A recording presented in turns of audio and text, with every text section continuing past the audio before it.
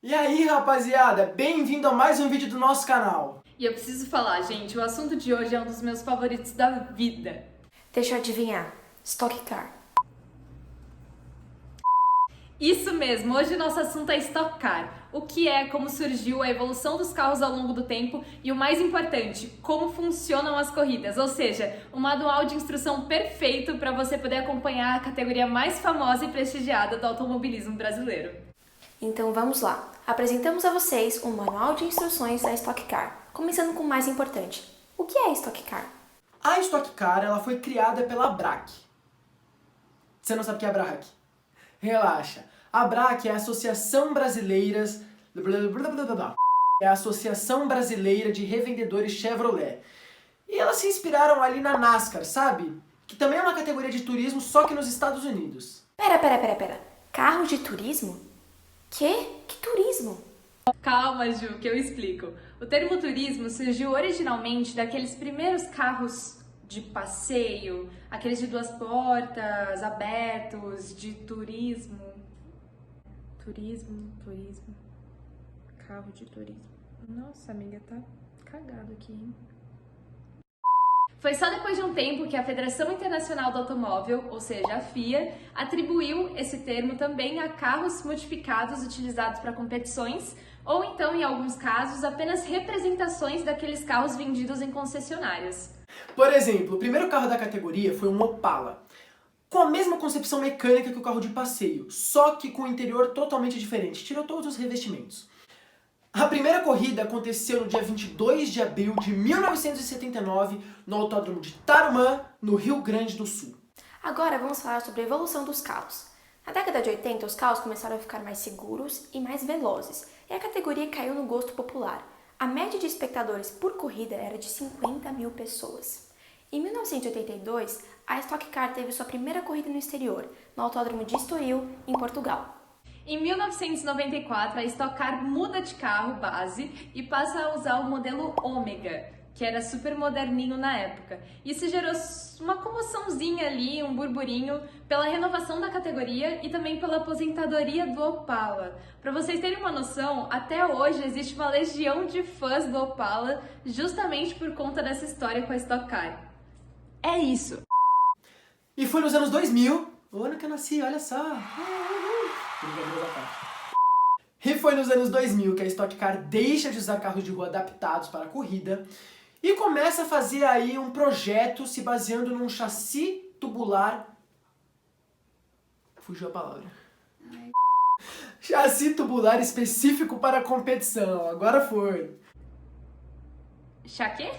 Chassi? Que isso, Guito? Calma, vou explicar. O chassi, ele é uma parte estrutural do carro para os outros componentes e normalmente ele é feito de um material muito rígido, tipo aço, por exemplo. No caso do chassi tubular, ele é feito de tubos. A partir de 2003, os carros passam a usar motores de 8 cilindros, importados dos Estados Unidos. A categoria também se tornou multimarcas, com a entrada de outras montadoras, além da Chevrolet, que é a parceira da Stock desde o início. Aos poucos são adotados equipamentos sofisticados, como por exemplo a telemetria, que deu à equipe mais informações sobre o comportamento do carro.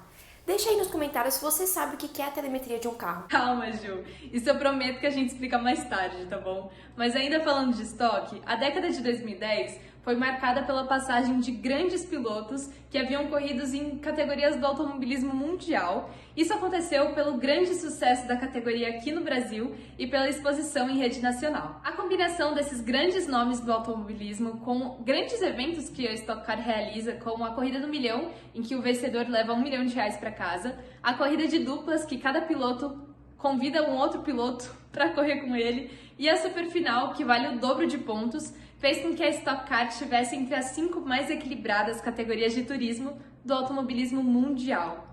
O grid de 2010 foi um dos mais competitivos da história, porque teve ali passagens de pilotos da Fórmula 1 competindo curvas com os novos astros. E foi nesse ano de 2020 onde a Stock fez um projeto mesclando o chassi tubular com os itens aí que já vem de fábrica do carro, se aproximando ao máximo do visual que a gente vê, né, nos carros na concessionária. E por fim, esse ano de 2020, que marca o início de uma nova década por conta de uma mudança muito importante na categoria. A entrada da Toyota na Stock Car, com seu modelo Corolla, dividindo as pistas contra o seu adversário Cruze, da pioneira Chevrolet. E é importante lembrar que os carros possuem especificações e ajustes diferentes, e os pilotos eles não escolhem com que carro eles querem competir, com que modelo eles querem competir. Então cada equipe e piloto tiveram que se adequar e se ajustar de acordo com o modelo que foi dado. Bom, mas agora chega de blá blá blá e vamos falar com o que realmente interessa. Como funciona essa corrida? A Stock ela é uma categoria de provas exclusivamente de sprint. E o que é sprint? Bom, basicamente consiste em você correr o mais rápido que você puder numa distância relativamente curta pré-determinada. E para isso exige uma capacidade muito grande tanto do piloto quanto da equipe. Da equipe porque eles precisam adequar o carro de acordo com a pista e de acordo com o piloto. Já a parte do piloto é encontrar o caminho mais rápido e curto para terminar aquela corrida.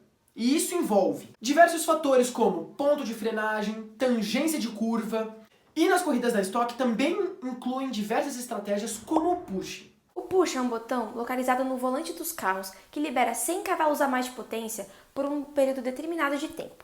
O número de pushes que o piloto pode usar por etapa é determinado pela organização da categoria. E a distribuição desses pushes durante a corrida é uma tarefa importantíssima, e muitas vezes esse empurrãozinho a mais pode virar o jogo nos momentos finais da corrida.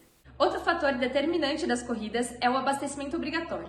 Todos os pilotos eles são obrigados a fazer um pit stop durante a corrida. Então, a direção de provas vai anunciar durante a corrida que a janela de boxe está aberta. A partir do momento que abre a janela, os carros, os pilotos, têm 5 voltas da corrida para entrar no melhor momento que ele achar adequado e fazer esse abastecimento obrigatório que tem uma duração mínima. Então, caso esse piloto não entre para fazer esse abastecimento ou não fique essa duração mínima, ele vai ser punido, que a gente espera pela CBA. E é muito importante da parte da equipe e da estratégia de equipe que esse piloto entre no melhor momento para ele naquela prova e fique o mínimo de tempo que ele tem que ficar lá. Então vamos supor que são 15 segundos, então que em 15 segundos ele saia. Isso vai muito da equipe, por isso que a gente fala que o automobilismo é um esporte muito coletivo e não tanto individual. O campeonato é composto por 12 etapas que são disputadas em diversos autódromos do nosso Brasil. A Stock Car é composta por 2 corridas de 40 minutos e mais uma volta que costumam ocorrer uma após a outra no domingo. Aí você deve estar me perguntando, mas se a corrida acontece só nos domingos, por que os pilotos chegam nos autódromos dias antes? Ótimo ponto, Guito. A etapa possui diversos passos para chegarmos no dia da corrida. Os pilotos costumam ir na quinta-feira no autódromo para ouvir o briefing. O que é o briefing? Calma. O briefing é uma reunião entre os pilotos e os comissários da Confederação Brasileira de Automobilismo, vulgo CBA, para dar as instruções do final de semana, falar sobre a pista e discutir possíveis punições. Já na sexta-feira ocorrem os treinos livres. É quando os pilotos começam a treinar com os carros, a sentir melhor o carro e a conversar com a equipe, com os mecânicos para fazer os ajustes que eles precisam que façam no carro para aquela pista, para aquela etapa. Aliás, os pilotos eles só podem correr com seus carros quando é em etapa do campeonato. Eles não podem pegar o carro em um dia qualquer de sol e treinar quando eles quiserem. Precisa ser em treinos oficiais das etapas do campeonato. E no sábado, costuma ocorrer mais 1 ou 2 treininhos livres e o treino classificatório. O treino classificatório ele é utilizado para determinar qual posição vai largar cada corredor. Portanto, quem faz o menor tempo nessa volta, larga em primeiro e assim por diante. E finalmente chegamos no domingo, onde acontecem as 2 corridas de 40 minutos.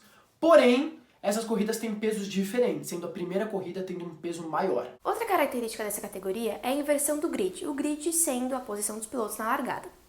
Na segunda corrida, o grid não é mais definido pelo treino classificatório, mas sim pelos 10 colocados na primeira corrida. Por exemplo, o piloto que termina em 10º na primeira corrida, larga em primeiro na corrida seguinte. Ficou alguma dúvida? Espero que não, mas se tiver ficado, gente, volta na parte que vocês se perderam e assiste de novo. Caso essa dúvida tenha permanecido, põe aí nos comentários que a gente ajuda vocês, tá bom?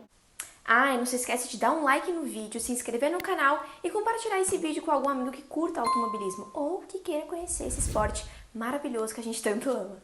Um beijo e até o próximo vídeo.